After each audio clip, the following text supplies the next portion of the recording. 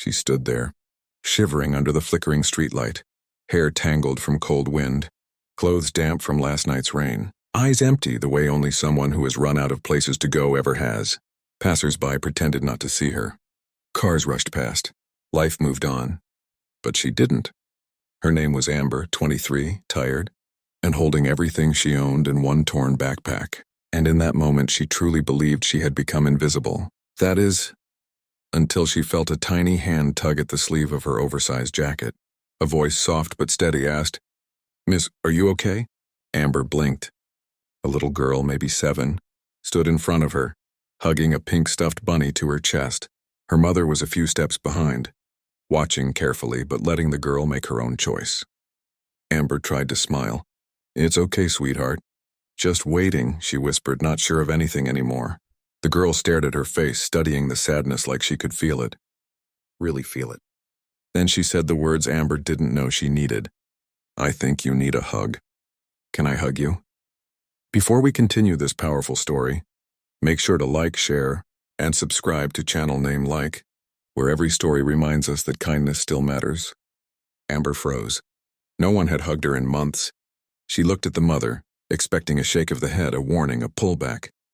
But the woman simply nodded softly. Amber kneeled, unsure, and the little girl wrapped her arms around her neck, warm and innocent. And that's when it happened. The young homeless woman, who had survived storms, loneliness, and nights so cold she thought her heart would stop, broke. Tears didn't just fall. They collapsed out of her. The girl held on tighter. "Mommy says hugs make people stronger," she whispered. "You look like someone who needs to feel strong today." For the first time in months, Amber believed she might still have a future. But the twist came when the mother approached. Her voice was gentle. "We've seen you here 3 days in a row. If you're in trouble, we can help." Amber hesitated, pride, fear, shame, all fighting inside her. Then the mother said something she never expected.